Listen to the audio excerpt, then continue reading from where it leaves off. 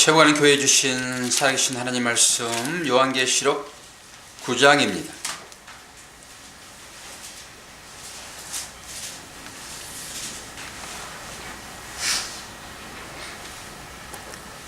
하나님 말씀 요한계시록 9장 1절에서 12절 말씀 저와 여러분이 한 절씩 교독하겠습니다. 다섯째 천사가 나팔을 불며 내가 보니 하늘에서 땅에 떨어진 별 하나가 있는데 그가 무저갱의 열쇠를 받았더라.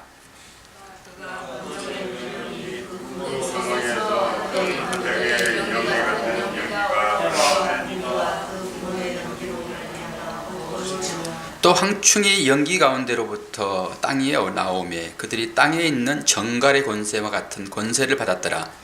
그들의 이르시되 땅에 불이나 부는 것이나 각종 수목은 해하지 말고 오직 그와의 하나님의 인침을 받지 아니하는 사람들만 받았다 하시더라. 그러나 그들을 죽이지는 못하게 하시고 5달 동안 괴롭게만 하게 하시는데 그 괴롭게 함은 전갈이 사람을 쏠 때에 괴롭게 함과 같더라.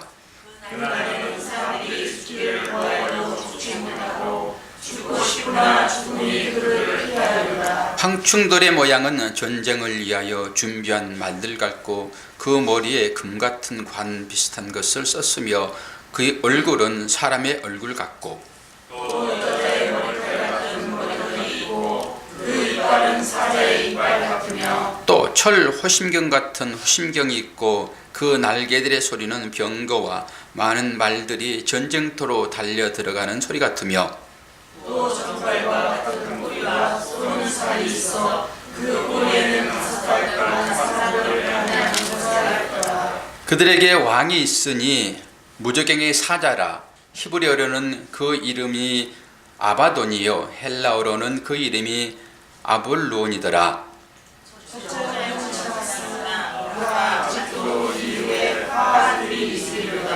아멘. 우리가 살다 보게 되면은 위기의 순간을 맞게 되는데 그때 아이고 철없는 자식 그러다가 그 자식을 의지하여 우리는 살아갑니다. 이번에 든든한 아들을 보는 그런 느낌이 저한테 있어서 우리의 모든 자녀들이 그렇게 부모의 힘이 되어줄 것이다. 그 자녀들은 하나님께서 보내주신 우리의 힘입니다. 오늘의 말씀의 제목은 정갈의 위험.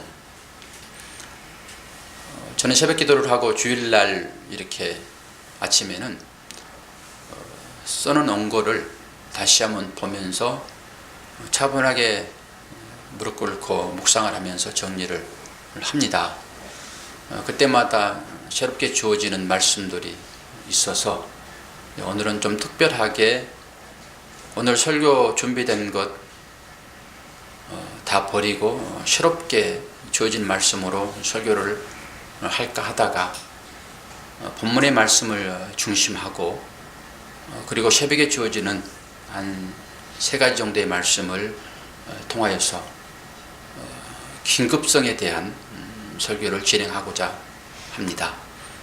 오늘 우리 아동부, 중고등부 주일학교 예배가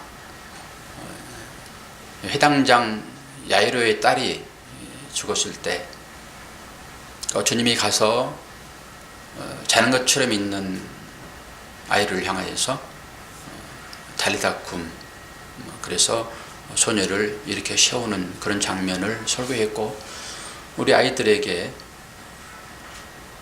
이 시대에 지진이 많이 일어나고 너희들이 사는 집은 내진 설계가 잘 되어 있니? 내진 설계를 아이들이 어떻게 알겠습니까? 그러면서 우리는 조그만 지진이 와도 다 무너질 수밖에 없는 환경 가운데 있다. 오늘 우리가 대단히 미안하지만은 오늘 예배 중에 그런 일이 발생할 수 있고 이 건물도 안전하지 않다. 만에 하나 그렇게 되어져 가지고 우리가 다 여기에 묻혀 있다 하게 되면은 구조 손길을 기다릴 터이나 구조가 되지 않을 수도 있는데 너희들이 만에 하나 하나님께서 부르심 받는다 하게 되면은 너희들 하나님 나라에 갈 수 있어? 갈 수 있다라고 소망을 갖고 말할 수 있는 사람 얘기해 봐 했더니 확신 있는 사람은 한 사람밖에 없었습니다. 한 사람밖에. 아이들이 어떻게 말할 줄을 몰라서 그렇게 얘기할 수도 있었으나 우리에게는 아이들이 똑같은 질문을 했을 때 나는 과연 하나님 나라에 갈 수 있는 믿음이 있는가를 돌이켜봐야 됩니다. 그러면서 다리다 꿈을 외쳤는데 다리다 꾸면 소녀야 일어나라 이런 얘기거든요. 꿈은 세우다 이런 것입니다. 달리다는 소녀야 이런 얘기고요. 소녀야 일어나라 세우다. 누워있던 것을 세우는 거잖아요. 약속을 세우는 거잖아요. 그러면서 너희들 눈을 감고 목사님 따라서 해봐라. 너희들이 지금 확신이 없다 하게 되면은 이건 큰일 날 일들이다. 소녀가 누워있는 것 향하여서 주님이 말씀하셨을 때 소녀가 일어난 것처럼 너희들 자신을 향하여서 한번 외쳐라. 그랬을 때 그 아이들이 눈을 감고 자신을 향하여서 소녀야 일어나라. 그 소녀 앞에서는 자신의 이름을 넣으라고 얘기했습니다.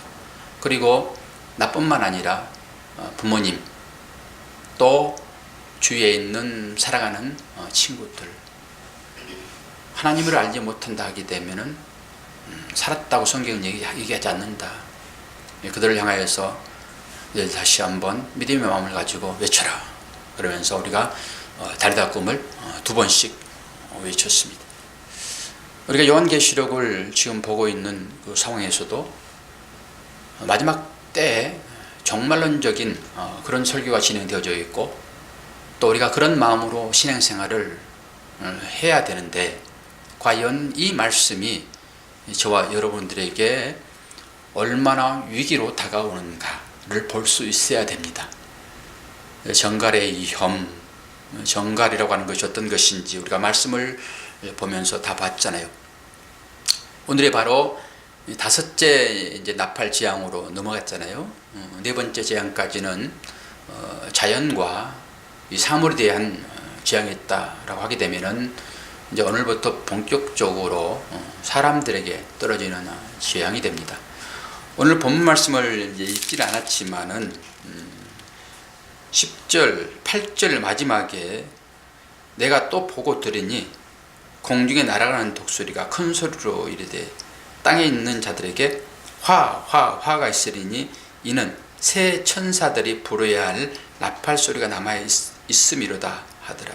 4번째 나팔까지 우리가 다 지금 보았잖아요.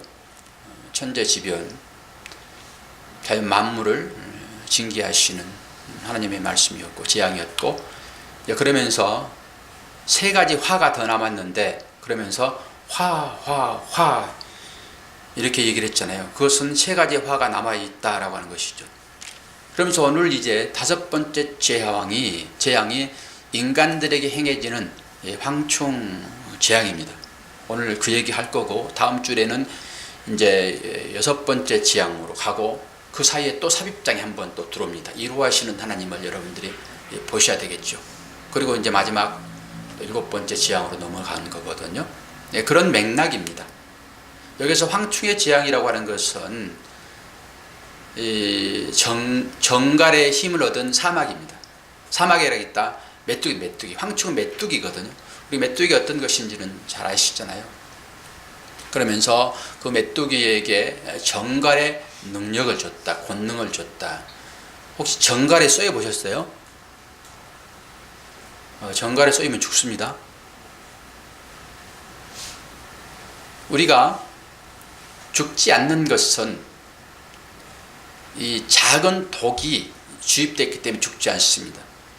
우리가 독감 예방주사를 왜 맞지요? 미리 그 균을 미리 넣어주는 것입니다. 이게 면역이 생겨야 되는 것이죠. 마지막에 죽음이 우리한테 올 거잖아요. 죽음을 넘어설 수 있는 것은 소망밖에 없습니다. 그러니까 저나 여러분에게 이 소망이 있느냐에 따라서 전혀 달라집니다. 이 환경은 우리가 극복할 수 있는 환경이 아니잖아요. 거기에 따른 엄청난 부담이 있으나 이 부담을 이겨낼 수 있는 것은 나한테 소망이 있느냐. 소망이 있느냐. 이 소망이 곧 믿음인 것이고 내가 오늘 당장 이 땅을 떠난다 할지라도 나는 아브라함의 품에 안겨 있을 것이다 라고 하는 이 믿음, 이것만이 우리를 이렇게 세울 수 있습니다. 이 소망이 없다 하게 되면은 우리는 가련 유다가 될 수밖에 없죠. 이 정갈의 위협이라고 하는 것은 바로 그러는 것입니다. 우리는 결국 다 죽음을 통해 가지고 하나님의 나라에 입성할 것인데 죽음의 전조 증상들이 우리한테 약하게 면역으로 주어지는 것이 우리의 삶입니다. 미리 한 번씩 집어넣는 것이죠. 결국 이제 그 자리를 가게 될 것인데, 오늘 제가 새벽 시간에 이 말씀을 보면서 찾아낸 구절들이 있습니다. 오늘 제가 말씀은 띄지 않았는데 여러분 찾아보시라고, 여러분들이 설교를 들으시면서 말씀을 통해 가지고 확인을 해야 될 것입니다. 이것이 외워지지 않더라도 일단 여러분이 주어진 하나님의 말씀을 통해 가지고 여러분의 삶의 근거를 확인해야지만이, 그리고 거기에 따른 아멘으로 여러분들이 화답해야지만이 거기 믿음이 되는 것입니다.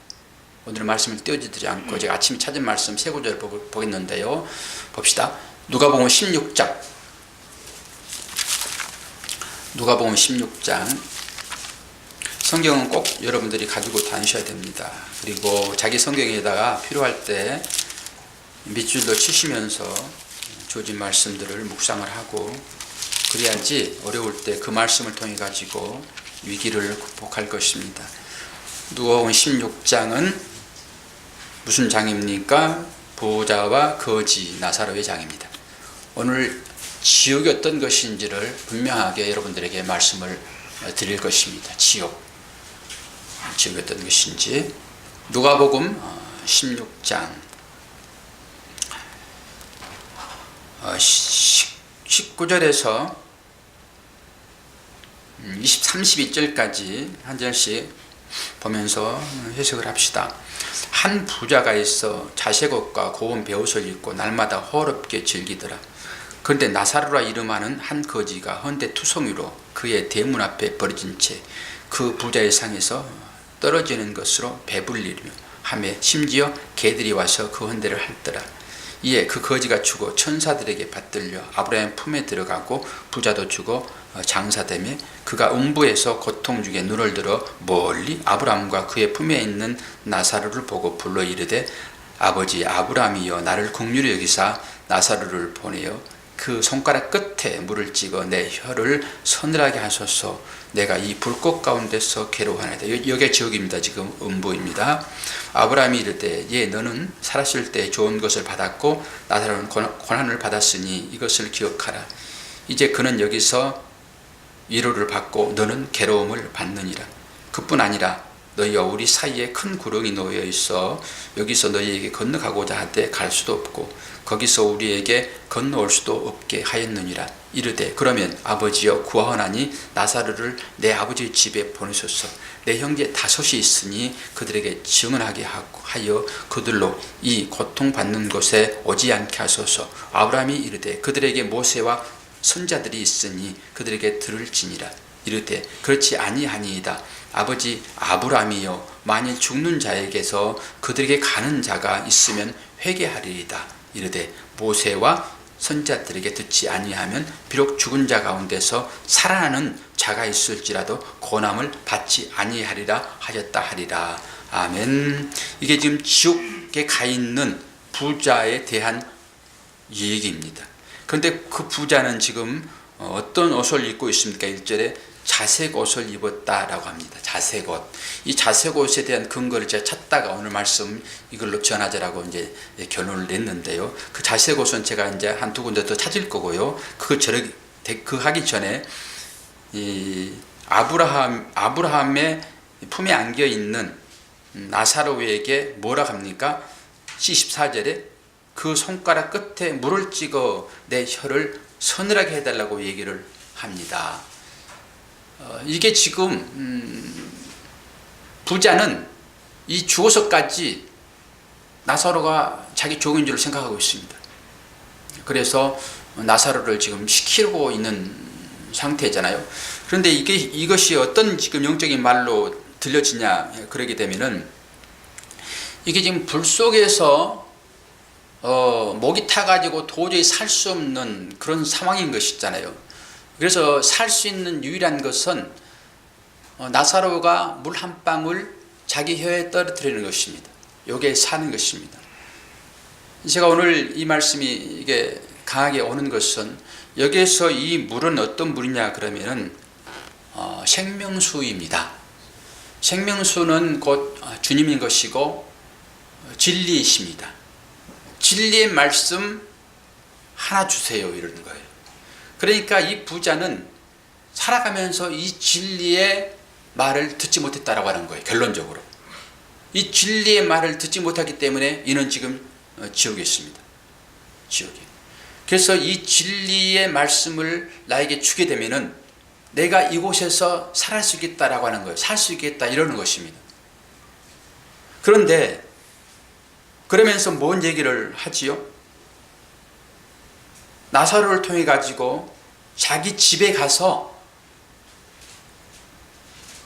우리 형제들이 5 있는데 이 형제들은 여기 오면 안 되니까 이 사실을 얘기를 해달라고 합니다. 그런데 이 부자가 지금 5이라고 하는 형제를 얘기하고 있잖아요. 5 형제. 성경의 숫자는 중요하거든요. 전체 맥이 연결되어 있기 때문에 5 하게 되면 여러분 생각해야 될 것입니다. 모세오경을 얘기합니다. 모세오경은 율법인 거거든요. 율법. 그러니까 율법의 삶을 살고 있는 내 형제가 있습니다 이거예요. 지금 율법으로는 구원받지 못합니다. 율법을 통해 가지고 진리가 인식된 자만, 즉 율법을 통해서 그리스도가 보여진 자만 구원 얻습니다.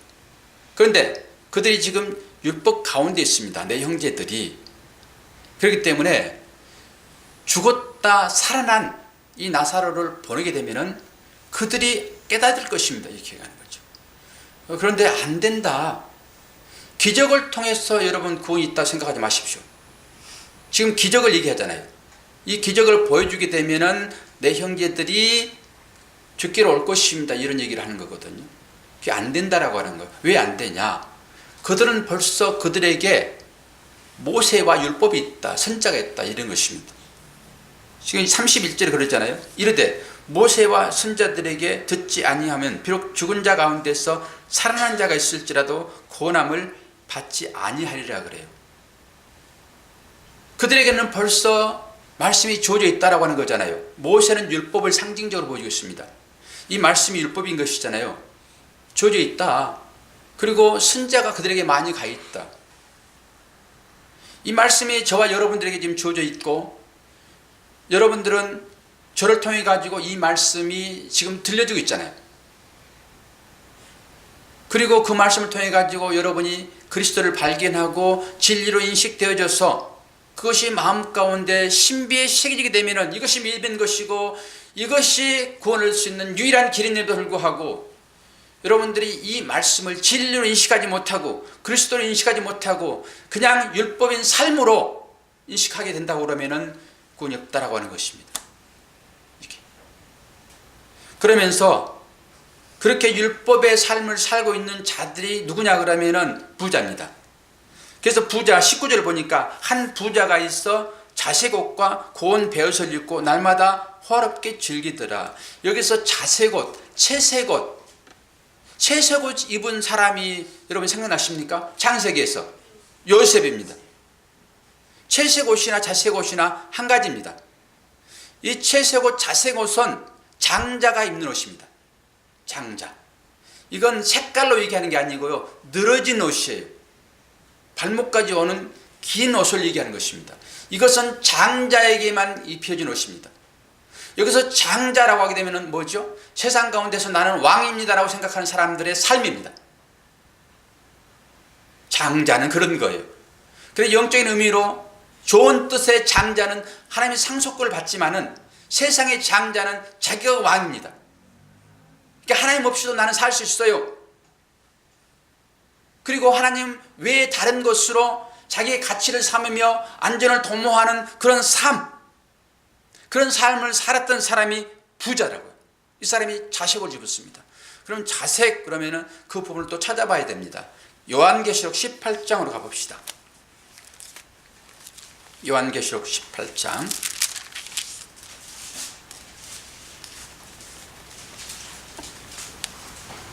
18장 먼저 16절을 보고 앞부분 해석하겠습니다. 16절.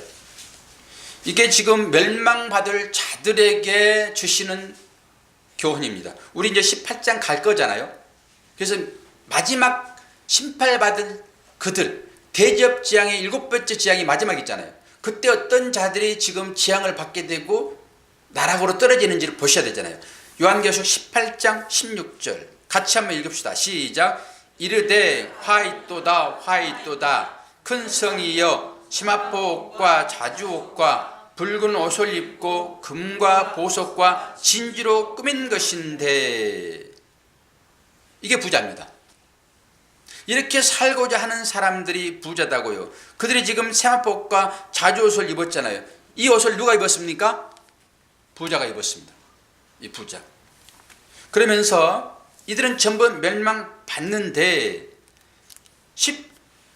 18장 3절 그 음행의 진노의 포도주로 말미암아 만국이 무너졌으며 또 땅의 왕들이 그와 더불어 음행하였으며 땅의 상인들도 그 사치의 세력으로 치부하였도다 하더라. 그러면서 4절에 또 내가 들으니 하늘로부터 다른 음성이 나서 이르되 내 백성아 거기서 나와 그의 죄에 참여하지 말고 그가 받을 재앙을 받지 말라. 백성들을 향하여서 지금 My people come out, 바벨론에서 나와라 이 얘기를 하고 있거든요. 제가 이 구절을 따가지고 전도 영상을 하나 만들었습니다. 그게 2년 됐더라고 보니까요. 계속 체크하다 요즘 뭐 거의 1년 체크를 안 해서 오늘 이 본문을 가지고 생각해 가면서 조회수가 얼마나 되나 봤더니 25만 7,736회를 봤더라고요. 그래서 다시 클릭을 했더니 이 영상은 저작권법에 의해서 볼 수 없습니다라고 콘텐츠 딱 막아놨더라고요.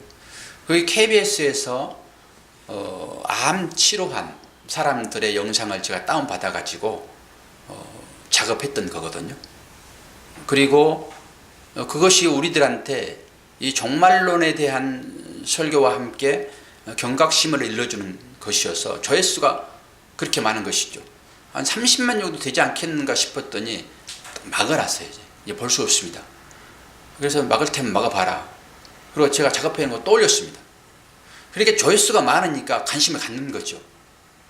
그 30만 조회가 되게 되면 청와대에서도 거기에 대한 답변을 해야 되잖아요. 그러니까 세관원 교회 박목사 설교는 조회수가 얼마 많지 않아요. 제가 간곡히 부탁하는데 조회수 좀 올려주세요. 말도 스커지 안 들어요. 목사를 즐겁게 하는 것이 뭔지도 모른다니까. 그런데 그걸 막아놨어요. 전도를 방해하는 그런 거잖아요. 결론적으로. 그래서 제가 다시 이제 올렸지만은 하나님의 마음은 그런 거죠. 그래서 제가 이제 그거 한번 아주 보여줬다가 제가 아주 큰 아픔을 당했거든요. 뭐냐 그러면은 상처난 곳에 속옷 뿌려버리는. 제가 오늘 이런 설교를 조금 자제하자 생각을 사실 하고 좀 부드럽게 나갈까 했는데 하나님은 그걸 용납하지 않으세요. 지금이 때가 긴박성을 얘기를 하고 긴박한 때 어떻게 차후를 내다보면서 결론을 그렇게 끌고 하느냐라는 그런 마음이 들어서 어차피 나는 긴박한 설교를 계속 해야 되겠구나. 갈등이 왜 없겠습니까? 갈등이 있지. 그래도 불구하고 이 본문 말씀을 이렇게 하는 것은 그런 것이죠. 대화 중에서 오늘 그런 얘기를 내가 하지 않겠지만은 어제 이제 대화를 좀 하면서 이 전체적인 그 맥락을 얘기를 좀 했는데 그럼에도 불구하고 이 설교를 하는 것은 그런 의미입니다. 이거 한번 여러분 다시 들어가서 보십시오. 제가 또 올려놨으니까 안 보셨으면 그것은 어느 암 환자의 투병 이야기인 거거든요. 그런데 믿지 않는 사람이에요. 그래서 그 남편을 잃고 아주 통곡을 하는 그 불구덩이에서 빨리 나오라고 하는 이 얘기를 그대로 아내가 하고 있거든요.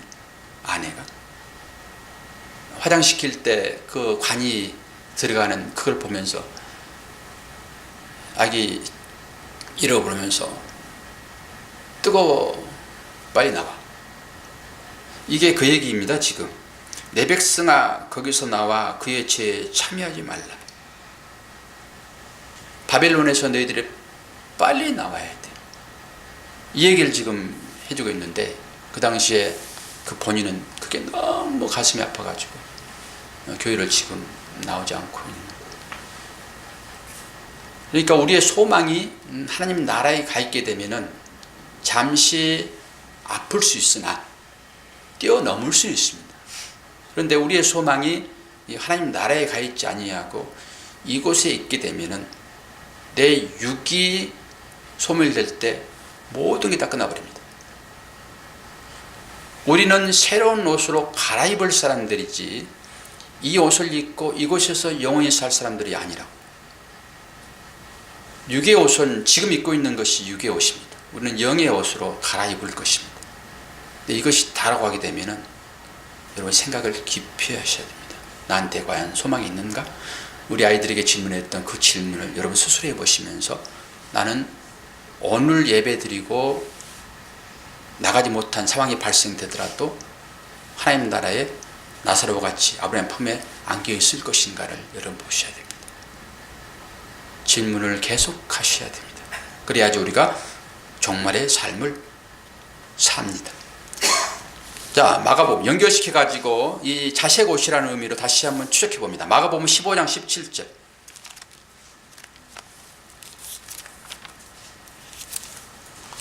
시간이 충분하겠네요. 오늘 주어진 말씀까지 전부 연결이 되겠네요. 마가복음 15장 17절.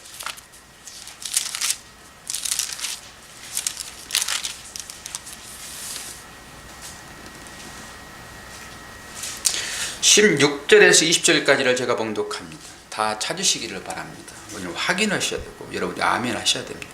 15장 16절에서 20절. 군인들이 예수를 끌고 브라도리온이라는 뜰 안으로 들어가서 온 군대를 모으고 예수에게 자색 옷을 입히고 가시관을 엮어 씌우고 격리하여 이르되 유대인의 왕이여 평안할지어다 하고 갈대로 그의 머리를 치며 침을 뱉으며 꿇어 절하더라. 희롱을 다 한 후 자색 옷을 벗기고 도로 그의 옷을 입히고 십자가에 못 박으려고 끌고 나가니라. 여기서 자색 옷은 그 당시에 왕이 입었던 옷입니다. 왜 왕이 입었던 옷을 입혔는가 하게 되면은 예수님은 유대인의 왕이기 때문에 그렇습니다. 그래? 그럼 네 왕이 한번 대봐. 그리고 자색 옷을 입힙니다. 왕이라고 하게 되면 옷만 입으니까 관을 쓰셔야 되잖아요. 근데 금관 대신 가시관을 씌웁니다. 가시관을. 그러면서 조롱합니다. 그런 다음에 다시 옷을 벗기고 예수 옷을 입힙니다. 이게 영적인 의미가 어디에 있을까요? 이 자색 옷은 지금 부자가 입었던 옷입니다. 부자는 왕처럼 살았던 사람입니다. 이 성경 말씀을 가지고 율법의 삶을 살았던 사람입니다. 열심히 신앙생활을 했던 사람입니다. 그런데 이것이 진리로 이 말씀이 깨달아지지 않고 예수로 진리가 되지 아니하고 삶으로 왕처럼 살았던 자의 표상입니다. 이게 율법입니다. 이런 얘기가 결코 쉽지는 않는 얘기긴 하지만은 여러분들이 이 말씀을 계속 묵상하면서 뛰어넘으셔서 이 율법이 진리로 예수 그리스도로 보여져야지만이 됩니다.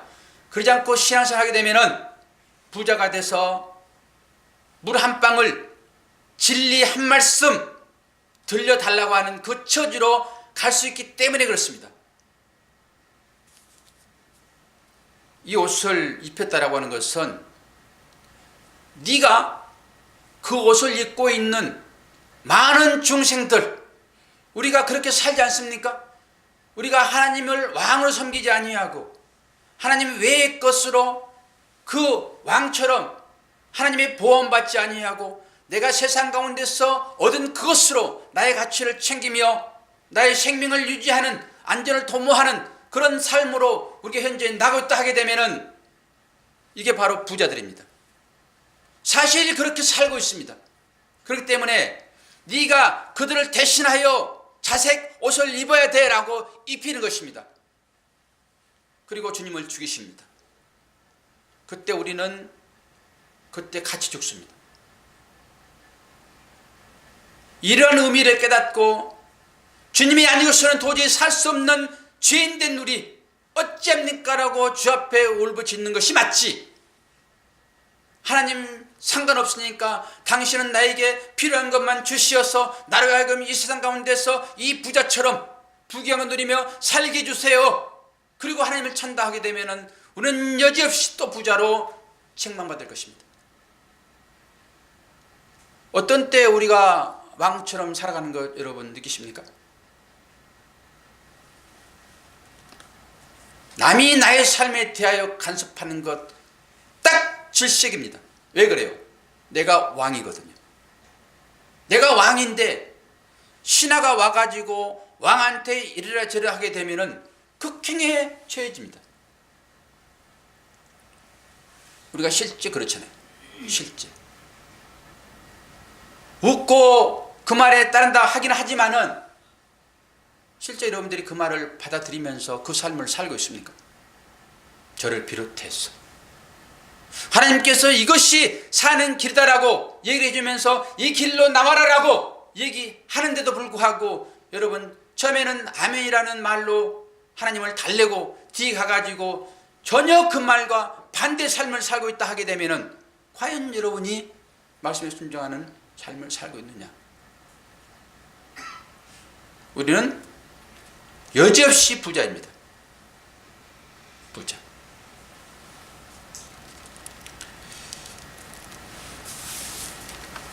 본문 말씀으로 넘어가서 좀 해석을 좀 더 하고 마치도록 하겠습니다. 여기서 화라고 하면서 독수리가 외치는데 이 독수리는 두 가지의 의미를 가지고 있습니다. 하나님의 구원하심과 심판을 동시에 이중적으로 상징하여 보여주고 있습니다.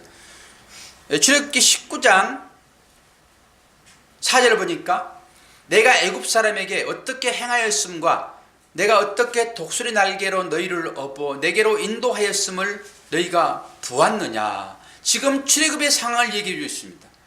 독수리 날개로 이스라엘 백성들을 지금 업어 날리고 있다. 이건 하나님의 은혜입니다. 구속하심의 사건입니다. 그리고 신명기 28장 49절 보면은 이것은 또 다른 얘기죠. 신명기 28장 49절 건 여호와께서 멀리 땅끝에서 한 민족을 독수리가 날아오는 것 같이 너를 치러 오게 하리니 이는 내가 그 언어를 알지 못하는 민족이요. 이 독수리의 사건을 우리는 구원과 심판으로 볼 수 있다라고 하는 것이죠. 독수리가 이렇게 선포하며 날아가는 것은 세상이 심판을 피하기 어려울 것이다 이런 얘기입니다. 절대적으로 세상은 안전을 못할 것이다. 그럼에도 불구하고 성도들은 그 독수리의 날개 하나님이 보호하심처럼 그렇게 보호될 것이다 라고 하는 것이죠. 그러니까 우리가 요한계시록을 공부하면서 잊지 말아야 될 것은 어떤 것이에요? 심판의 과정 중에도 하나님의 자녀들은 분명코 건져낼 것이다.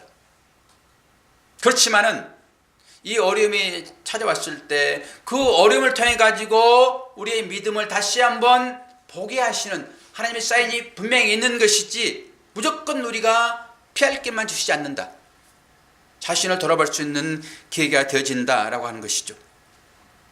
하나님께서 우리들에게 믿음을 주지 않으면은 저들이 지금 화를 당한 것처럼 황충에 독화살에 쏘여서 그들이 고통당한 것처럼 그렇게 당할 것인데 하나님의 어찌 은혜가 우리에게 입혀져가지고 우리는 거기서 피할 길을 줬는가를 보실 수 있어야 된다고 하는 것이죠.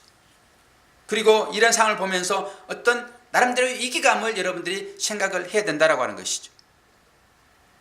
오늘 말씀처럼 바벨론에 잡혀있는 그들을 탈출시키고자 하나님의 그 말씀처럼 내 백성아 거기서 나와라고 명령할 때 여러분은 여러분의 삶 가운데서 부자의 삶 가운데서 여러분의 의지를 발동하여 거기를 나와야 될 것입니다. 하나님은 여러분들을 독수리 날개 위에 태워서 출애굽을 시키거든요. 그런데 그거 재미없다고 왜 더 빨리 날지 않고 왜 더 높이 날지 않느냐고 여러분들이 거기서 뛰어내려서는 안 된다고 하는 것입니다. 그것만이 우리 안전을 도모할 수 있는 유일한 수단이기 때문에 비록 독수리 날개 위에 날 때 모진 바람 불지 않겠습니까? 독수리 날개 살 때 떨릴 것 같은 그런 두려움이 왜 없겠습니까? 그래도 불구하고 여러분 거기에 타 있어야 됩니다. 그래야만이 생명을 보존할 수 있습니다. 다섯 번째 나팔 재앙으로 한번 가보겠습니다. 다섯 번째 나팔을 부니까 어떻게 됩니까? 하늘에서 별이 떨어지는데 그 별이 떨어지면서 무저갱의 열쇠를 받습니다. 그걸 천사라 얘기하죠. 무저갱은 뭐죠? 무저갱은 바다가 없는 갱도를 얘기합니다. 무저갱, 밑바닥이 없는 우물 같은 것입니다. 이게 무저갱입니다. 성경은 이것을 지옥이라고 표현을 합니다. 그리고 여기 하늘에서 떨어진 별을 다양하게 해석을 하는데요. 가톨릭에서는 종교개혁자 마틴 루터가 떨어졌다라고 얘기합니다. 그리고 개신교 쪽에서는 학자들의 얘기예요. 또 개신교 쪽 학자들은 이 떨어진 별을 교황이라고 합니다. 교황이라고. 그러고 물고 뜯고 싸웁니다. 그리고 다수의 많은 사람들이 그 떨어진 별을 그리스도라고 얘기를 합니다. 근데 제가 보게 되면 그리스도는 아니라고 봐죠. 이 떨어졌다라고 하는 것은요, 뭔가 모르게 위에서 밑으로 그냥 던져버린다는 느낌이 있잖아요. 주님이 오실 때 그렇게 떨어집니까? 그건 아니라고 보는 거거든요. 누가복음 10장 18절을 보게 되면은 예수께서 이르시되 사탄이 하늘로부터 번개같이 떨어지는 것을 내가 보았노라. 이거 보십시오. 떨어졌다라고 하는 것은 위에서 사탄이 내려오는 것, 그렇게 볼 수 있죠. 그런데 그에게 열쇠를 줬다라고 하는 것이죠. 예수 그리스도께서 심판주로 오실 그리스도께서 그 지옥의 열쇠를 그에게 줬다라고 하게 되면은 이것은 어떤 악한 영을 쓰시는 하나님의 사역으로 보면 됩니다. 욥을 시험 그렇게 하잖아요. 사탄을 통해 가지고 욥을 시험하잖아요. 그것과 방불하지 않겠나라고 생각을 해봅니다. 그런데 그 악한 천사가 이제 무저갱의 열쇠를 엽니다. 그리고 이 사탄이 나와가지고 이 사람들을 해치는데 이게 며칠이라고 했죠? 몇 달이라고 했습니까? 5달. 그럼 며칠이죠? 150일이죠. 150일을 따져봤더니 150일 기간은 노아의 홍수 때 노아의 방주를 이게 집어 삼킬 듯이 내려진 비의 상태입니다. 150일 동안. 그러니까 저주가 퍼분다라고 하는 거예요. 저주가. 그러니까 노아는 그 저주의 물 가운데서 방주를 통해서 살잖아요. 그 방주는 예수 그리스도를 상징으로 보여주고 있으니까. 그러니까 그 상태를 지금 5달이라고 얘기를 하고 있습니다. 저주 상태가 그렇게 될 것이다. 심판의 기간을 지금 얘기를 하고 있죠. 근데 악한 천사가 무저갱을 여니까 뭘 하고 있습니까? 무엇이 나옵니까? 연기 같은 연기가 나옵니다. 연기 같은 연기. 의미가 좀 있지요. 연기 그러면 구름, 여러분 생각나시죠? 그럼 구름이나 불은 대부분 다 하나님의 권능을 상징적으로 나타내요. 하나님의 임재하심이 드러납니다. 이스라엘 백성들을 출애굽할 때 구름으로 인도하시잖아요. 그런데 여기서 그 연기가 아니고 뭐라고 그래요? 연기 같은 연기. 요게 이장술입니다. 이런 부분을 우리가 잘 깨닫지 못하게 되면은 우리의 삶 가운데 다양하게 나타나는 하나님의 은혜 같은 그 일들이 사단이 주어지는 것일 수 있다라고 하는 것입니다. 그러면서 그 연기로 인해 가지고 하늘이 어두워집니다. 하늘이 어두워지니까 어떻게 해요? 빛이 없어집니다. 빛이 없어진다라고 하는 것은 진리가 없어진다라고 하는 것이죠. 진리가 없어진다. 그리고 이 황충이라고 메뚜기가 지나갈 때마다 어떤 일들이 일어나는지 말씀을 통해서 보겠습니다. 사사기서 6장 3절에서 5절 보니까 이스라엘이 파종할 때면 미디안과 아멜렉과 동방 사람들이 치러 올라와서 진을 치고 가사에 이르도록 토지 소산을 멸하여 이스라엘 가운데에 먹을 것을 남겨두지 아니하며 양이나 소나 나귀도 남기지 아니하니 이는 그들의 짐승과 장막을 가지고 올라와 메뚜기 떼같이 많이 들어오니 그 사람과 낙타가 무수함이라 그들이 그 땅에 들어와 멸하라니. 메뚜기는 이런 일을 합니다. 메뚜기 한번 지나고 나면요 완전 전쟁터 갔다고 합니다. 곡식이 남는 것이 한 개도 없다고 합니다. 온전히 사글이 다 갉아먹어버리기 때문에 그렇게 메뚜기는 재앙으로 다가옵니다. 우리가 출애굽기대에서 10가지 재앙을 봤지요. 그러면서 이제 9장 5절에 그러나 그들을 죽이지는 못하게 하시고 5달 동안 괴롭게만 하게 하시는데 그 괴롭게 함은 정갈이 사람을 쏠 때에 괴롭게 함과 같더라. 이 정갈이 받는 권세가 지금 그런 거잖아요. 한번 쏘이게 되면은 이게 죽을 수밖에 없는데 죽지 못하게 한다라고 하는 거잖아요. 죽고 싶을 때 죽어버리면 끝이면 되잖아요. 그런데 죽지 못하게 한다라고 하는 5달 동안. 이것이 지옥입니다. 죽고 싶을 때 죽으면 뭘 상관이 있습니까? 그걸로 끝이다라고 하게 되면 뭘 상관이 있습니까? 죽고 싶을 때 죽을 수 없는 게 여러분 지옥입니다.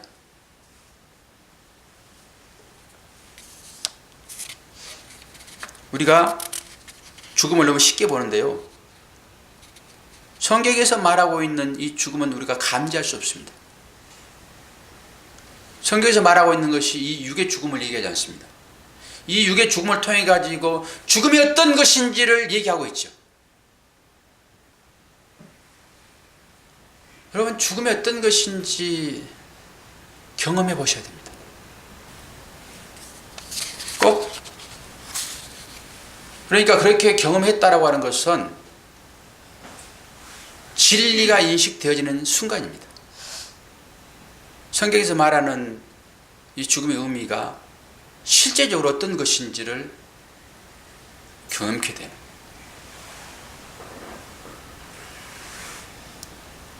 그래도 성경에서 말하는 죽음의 의미를 조금 알 따름입니다. 단순히 생명 코 끊어지는 그것을 성경은 죽음이라고 말하잖아요. 이것의 수천만 배의 어떤 것일 것입니다. 죽음은.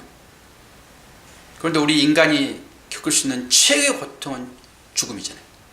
그러니까 이것을 사용하실 뿐입니다. 죽음이라고 하는 것은.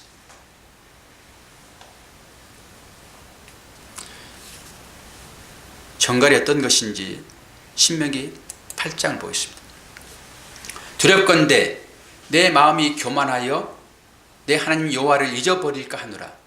여호와는 너를 애굽 땅 종되었던 집에서 이끌어내시고 너를 인도하여 그 광대하고 위험한 광야 곧 불뱀과 정갈이 있고 물이 없는 건조한 땅을 지나게 하셨으며 또 너를 위하여 물을 굳은 반석에서 내셨으며. 이게 정갈의 쏘임의 삶의 상태입니다. 이게 광야의 삶을 얘기하고 있습니다. 광야의 삶을 정갈이 쏘인 상태라 얘기를 지금 하고 있습니다. 모든 사람들이 사는 목적이 뭐죠? 모든 사람들이 사는 목적, 자기 배척입니다. 이 사람들의 삶이 어떤 것이죠? 미움, 다툼, 시기, 질투, 전쟁, 경쟁, 분냄, 이런 것들, 이것이 정갈이 쏘는 것 같은 삶입니다. 결국 자기들이 만들어내는 삶이에요. 자기 스스로 만들어내는 삶입니다. 왜 그러죠? 자기 안에 있는 죄의 결과다, 이런 것이죠. 사도 바울이 이러한 상태의 삶을 이렇게 조명합니다. 디모데 전서 6장 9절. 수교 이제 끝나갑니다. 디모데 전서 6장 9절 10절. 부하려 하는 자들은 시험과 올무와 여러 가지 어리석고 해로운 욕심에 떨어지나니 곧 사람으로 파멸과 멸망에 빠지게 하는 것이라. 돈을 사랑함이 일만하게 뿌리가 되나니 이것을 탐내는 자들은 미움을 받아 믿음에서 떠나 많은 근심으로 자기를 찔렀도다. 돈을 사랑한다는 것은 단순히 부자가 되려는 자를 말하지 않습니다. 단순히 부자가 되려는 사람을 돈을 사랑한다 이렇게 얘기하지 않는다고요. 우리 다 돈 사랑하잖아요. 돈 사랑하지 않는 사람이 어디 있습니까? 다 돈 사랑하지. 근데 여기서 부자가 되고자 하는 자를 돈 사랑하는 자로 얘기하지 않는다고요. 그러면 이게 어떤 얘기냐라고 하는 것이죠. 뭐죠? 하나님이 아닌 다른 것으로 자기의 안전과 존재와 행복의 근거로 삼고자 하는 모든 사람들을 총칭하여 뭐라고 한다고요? 부하려 하는 자들이라고 얘기합니다. 부하려 하는 자, 총칭한단 말입니다. 그러니까 하나님 외의 것으로 자기가 열심히 수고하고 하나님 필요 없어요 하고 나의 노력으로 뭔가 소원 성취하여 그것으로 나의 안전과 나의 행복과 나의 명예를 삼고자 하는 모든 행위, 총칭하는 것이 부하려 하는 자라고요. 그러니까 여러분, 돈 많은 사람들, 이 사람들 탓하지 마십시오. 돈 많은 사람들이 있어야 되죠. 아니, 돈이 널려 있는데 누군가는 가져야 되잖아요. 여러분이 안 가지니까 그 사람이 갖는 거예요. 안 그래요? 이제 안 줘서 문제긴 하지만 여러분들이 열심히 노력해서 가지시게 되면은 여러분 것이에요. 그게 그거 가졌다고 해가지고 너는 부자야 이럽니까? 성경에서 말하는 것은 물질의 개념이 아니에요. 여러분 착각하지 마셔야 됩니다. 물질의 개념을 얘기하지 않아요. 여기서 부자, 부하려 하는 자, 이것은 하나님이 주신 것으로 살지 아니하고 아담처럼 내가 내 생명 유지하기 위하여 하는 모든 행동들을 부하려는 자예요. 제발 좀 이런 말씀들이 알아지기를 축원합니다. 그래야지 초월할 수 있어요. 부하게 사는 사람도 그건 내가 시기하지 않고, 가난한 사람 내가 그거 무시하지 않고, 설령 내가 그 자리에 들어갔더라도 그거 가지고 내가 뭐 그러는 것이지. 성경에서 부자는 그런 얘기를 하는 게 아니에요. 오늘 나팔 재앙을 통해 가지고 이 5번째 재앙, 즉 황충의 정갈의 건세를 가지고 찔러서 죽고 싶어도 죽지 못하는 그런 삶, 이런 삶이 5째 재앙인데, 이것은 엉터리 철학과 이념, 엉터리 교리, 이런 것들을 하나님보다 인간을 더 높이 하는 그런 삶을 얘기한다고요. 이게 인본주의입니다. 이게 기복주의입니다. 이게. 그리고 이게 종교다원주의입니다. 하나님만 의지하지 아니하고 하나님께 순종하며 살아가는 인간들이 오히려 자신을 신으로 체켜 세우는 삶, 이것이 정갈에게 쏘인 자들의 삶의 형태라고요. 그냥 육체의 고통스러워 가지고 비명 지르는 그것이 아니라 하나님보다 쉬운 말로 나를 앞세우는 삶이라니까요. 하나님 우선 삶을 사는 것이 아니라 먼저 내 삶을 우선시하고 있는 삶. 더 쉽게 하게 되면은 이 몸이 요구하는 그 즐거움으로 살아가는 모든 삶의 결과, 이것들이 독충에 쏘이는 삶이라니까요. 그 삶이 나한테 나온다 하게 되면은 내가 부에서 나를 자랑하고 싶고, 내가 명예를 찾아가지고 이것 자랑하고 싶고, 내가 가진 것으로 나를 드러내고 싶고, 또 내가 가진 것 때문에 나는 행복할 거야 라고 하는 이 모든 삶이 정갈의 독충에 맞은 삶이라고요. 성경이 얘기하는 것은.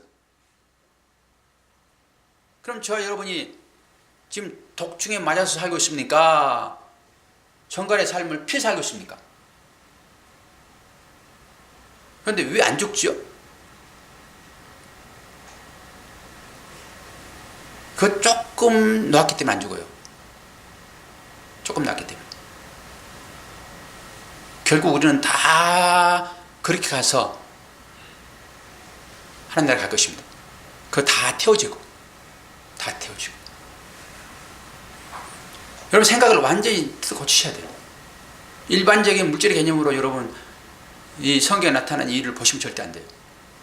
그걸 통해서 뭘 얘기하고 있는지를 보셔야 돼요. 요한계시록 6장 9절 봤잖아요. 그날에는 사람들이 죽기를 구하여도 얻지 못하고 죽고 싶으나 죽음이 저희를 피하리라.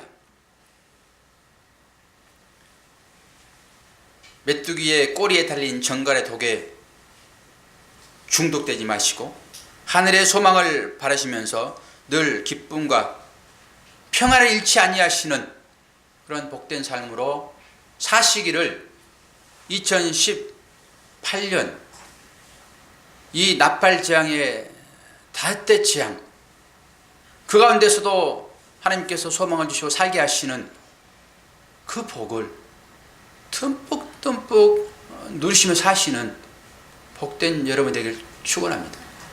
기도하겠습니다. 하나님 아버지, 내일 어찌 될 수 없는 그런 위기의 삶 가운데서도 우리는 영원히 살 것 같이 이 땅을 삽니다. 하나님은 요한계시록을 통해 가지고 종말의 삶처럼 오늘 최선을 다하는 삶으로, 이웃을 사랑하는 삶으로 나아가라고, 맡겨진 일에 하나님의 나라를 위한 삶으로 나아가라고 우리를 인도하십니다. 또 그렇게 우리의 환경을 통하여서 깨닫게 하십니다. 경험한 우리들이 이제는 그 삶을 나가게 하시고 주님처럼 나를 비워서 이웃을 채우는, 나의 생명을 들여서 이웃을 살리는 그 삶이 우리의 삶이기를 소망합니다.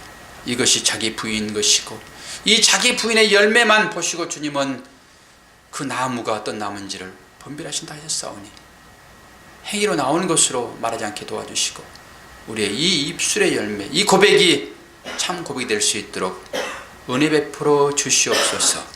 예수 그리스도 이름으로 기도하옵나이다. 아멘.